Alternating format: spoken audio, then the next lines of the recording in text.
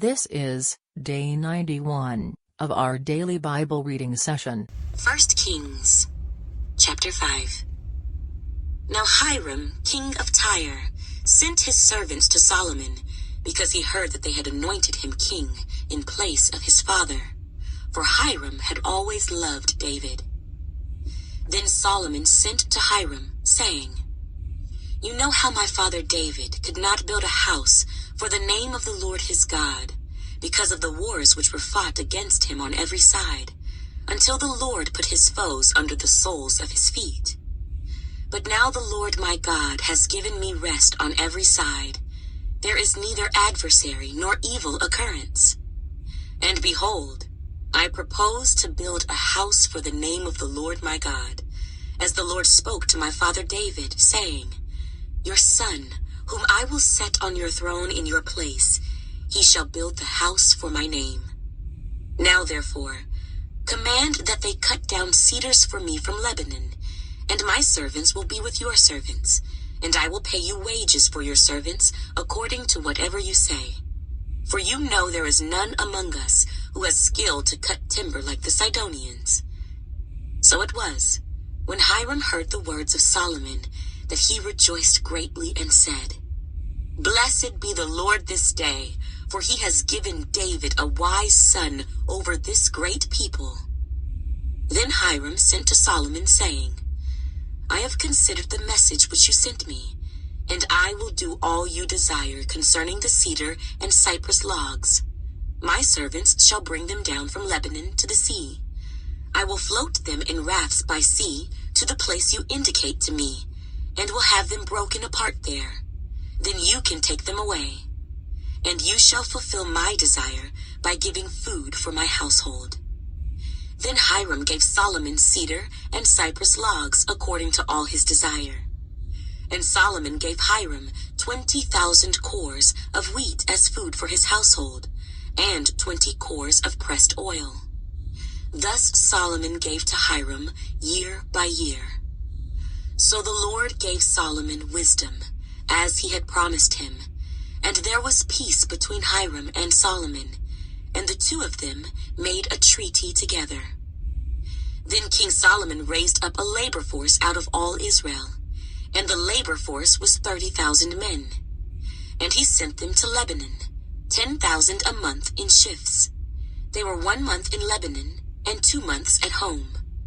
Adoniram was in charge of the labor force. Solomon had 70,000 who carried burdens, and 80,000 who quarried stone in the mountains, besides 3,300 from the chiefs of Solomon's deputies, who supervised the people who labored in the work.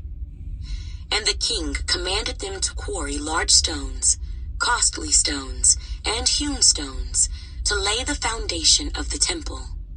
So Solomon's builders, Hiram's builders, and the Gibeonites quarried them, and they prepared timber and stones to build the temple. 1 Kings, chapter 6. And it came to pass in the 480th year after the children of Israel had come out of the land of Egypt, in the 4th year of Solomon's reign over Israel, in the month of Ziv, which is the 2nd month, that he began to build the house of the Lord. Now the house which King Solomon built for the Lord, its length was 60 cubits, its width 20, and its height 30 cubits.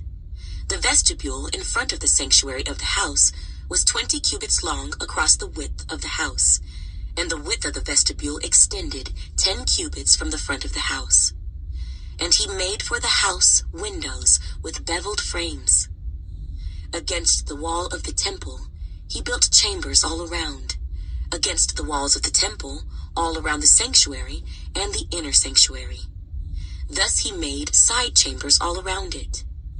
The lowest chamber was 5 cubits wide, the middle was 6 cubits wide, and the third was 7 cubits wide, for he made narrow ledges around the outside of the temple, so that the support beams would not be fastened into the walls of the temple. And the temple, when it was being built, was built with stone finished at the quarry, so that no hammer or chisel or any iron tool was heard in the temple while it was being built. The doorway for the middle story was on the right side of the temple. They went up by stairs to the middle story, and from the middle to the third. So he built the temple and finished it, and he paneled the temple with beams and boards of cedar. And he built side chambers against the entire temple, each 5 cubits high. They were attached to the temple with cedar beams. Then the word of the Lord came to Solomon, saying, "Concerning this temple which you are building, if you walk in my statutes, execute my judgments, keep all my commandments, and walk in them, then I will perform my word with you, which I spoke to your father David, and I will dwell among the children of Israel, and will not forsake my people Israel." So Solomon built the temple and finished it. And he built the inside walls of the temple with cedar boards. From the floor of the temple to the ceiling, he paneled the inside with wood, and he covered the floor of the temple with planks of cypress. Then he built the 20-cubit room at the rear of the temple, from floor to ceiling, with cedar boards. He built it inside as the inner sanctuary, as the most holy place. And in front of it, the temple sanctuary was 40 cubits long. The inside of the temple was cedar, carved with ornamental buds and open flowers. All was cedar. There was no stone to be seen. And he prepared the inner sanctuary inside the temple to set the ark of the covenant of the Lord there. The inner sanctuary was 20 cubits long, 20 cubits wide, and 20 cubits high. He overlaid it with pure gold, and overlaid the altar of cedar. So Solomon overlaid the inside of the temple with pure gold. He stretched gold chains across the front of the inner sanctuary and overlaid it with gold. The whole temple he overlaid with gold until he had finished all the temple. Also, he overlaid with gold the entire altar that was by the inner sanctuary. Inside the inner sanctuary, he made 2 cherubim of olive wood, each 10 cubits high. One wing of the cherub was 5 cubits, and the other wing of the cherub 5 cubits. 10 cubits from the tip of one wing to the tip of the other, and the other cherub was 10 cubits. Both cherubim were of the same size and shape. The height of one cherub was 10 cubits, and so was the other cherub.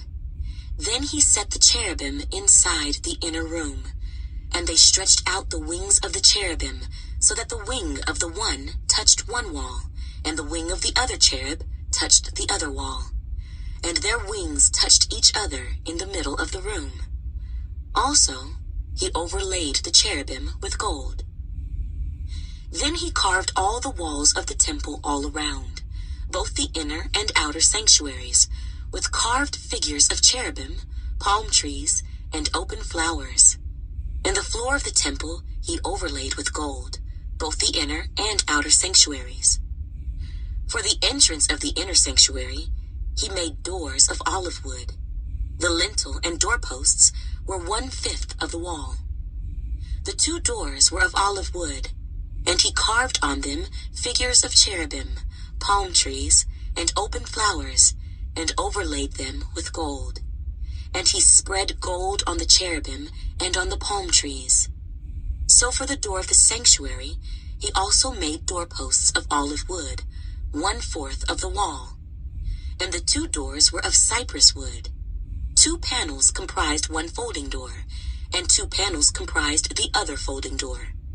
Then he carved cherubim, palm trees, and open flowers on them, and overlaid them with gold applied evenly on the carved work.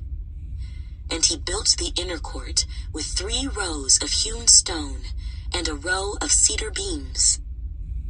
In the 4th year, the foundation of the house of the Lord was laid, in the month of Ziv. And in the 11th year, in the month of Bul, which is the 8th month, the house was finished in all its details and according to all its plans. So he was 7 years in building it. 1 Kings, chapter 7. But Solomon took 13 years to build his own house. So he finished all his house. He also built the house of the forest of Lebanon. Its length was 100 cubits, its width 50 cubits, and its height 30 cubits, with 4 rows of cedar pillars and cedar beams on the pillars. And it was paneled with cedar above the beams that were on 45 pillars, 15 to a row. There were windows with beveled frames in 3 rows, and window was opposite window in 3 tiers. And all the doorways and doorposts had rectangular frames, and window was opposite window in 3 tiers. He also made the hall of pillars. Its length was 50 cubits, and its width 30 cubits, and in front of them was a portico with pillars, and a canopy was in front of them. Then he made a hall for the throne, the hall of judgment, where he might judge, and it was paneled with cedar from floor to ceiling. And the house where he dwelt had another court inside the hall, of like workmanship. Solomon also made a house like this hall for Pharaoh's daughter, whom he had taken as wife. All these were of costly stones cut to size, trimmed with saws, inside and out, from the foundation to the eaves, and also on the outside to the great court. The foundation was of costly stones, large stones, some 10 cubits and some 8 cubits. And above were costly stones, hewn to size, and cedar wood. The great court was enclosed with 3 rows of hewn stones, and a row of cedar beams. So were the inner court of the house of the Lord, and the vestibule of the temple. Now King Solomon sent and brought Hiram from Tyre. He was the son of a widow from the tribe of Naphtali, and his father was a man of Tyre, a bronze worker. He was filled with wisdom and understanding and skill in working with all kinds of bronze work. So he came to King Solomon and did all his work. And he cast 2 pillars of bronze, each one 18 cubits high, and a line of 12 cubits measured the circumference of each. Then he made 2 capitals of cast bronze to set on the tops of the pillars. The height of one capital was 5 cubits, and the height of the other capital was 5 cubits. He made a lattice network with wreaths of chainwork for the capitals which were on top of the pillars, 7 chains for one capital and 7 for the other capital. So he made the pillars, and 2 rows of pomegranates above the network all around to cover the capitals that were on top, and thus he did for the other capital. The capitals which were on top of the pillars in the hall were in the shape of lilies, 4 cubits. The capitals on the 2 pillars also had pomegranates above, by the convex surface which was next to the network. And there were 200 such pomegranates in rows on each of the capitals all around. Then he set up the pillars by the vestibule of the temple. He set up the pillar on the right, and called its name Jachin. And he set up the pillar on the left, and called its name Boaz. The tops of the pillars were in the shape of lilies. So the work of the pillars was finished. And he made the sea of cast bronze, 10 cubits from one brim to the other. It was completely round. Its height was 5 cubits, and a line of 30 cubits measured its circumference. Below its brim were ornamental buds encircling it all around, 10 to a cubit, all the way around the sea. The ornamental buds were cast in 2 rows when it was cast. It stood on 12 oxen, 3 looking toward the north, 3 looking toward the west, 3 looking toward the south, and 3 looking toward the east. The sea was set upon them, and all their back parts pointed inward. It was a handbreadth thick, and its brim was shaped like the brim of a cup, like a lily blossom. It contained 2,000 baths. He also made 10 carts of bronze. 4 cubits was the length of each cart, 4 cubits its width, and 3 cubits its height. And this was the design of the carts. They had panels, and the panels were between frames. On the panels that were between the frames were lions, oxen, and cherubim, and on the frames was a pedestal on top. Below the lions and oxen were wreaths of plated work. Every cart had 4 bronze wheels and axles of bronze, and its 4 feet had supports. Under the laver were supports of cast bronze beside each wreath. Its opening inside the crown at the top was 1 cubit in diameter, and the opening was round, shaped like a pedestal, 1.5 cubits in outside diameter, and also on the opening were engravings, but the panels were square, not round. Under the panels were the 4 wheels, and the axles of the wheels were joined to the cart. The height of a wheel was 1.5 cubits. The workmanship of the wheels was like the workmanship of a chariot wheel. Their axle pins, their rims, their spokes, and their hubs were all of cast bronze.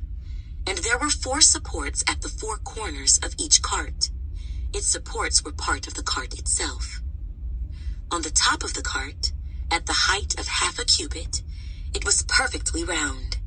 And on the top of the cart, its flanges and its panels were of the same casting. On the plates of its flanges and on its panels, he engraved cherubim, lions, and palm trees, wherever there was a clear space on each, with wreaths all around. Thus he made the 10 carts. All of them were of the same mold, 1 measure, and 1 shape. Then he made 10 lavers of bronze. Each laver contained 40 baths, and each laver was 4 cubits. On each of the 10 carts was a laver. And he put 5 carts on the right side of the house, and 5 on the left side of the house. He set the sea on the right side of the house, toward the southeast. Huram made the lavers, and the shovels, and the bowls. So Huram finished doing all the work that he was to do for King Solomon for the house of the Lord.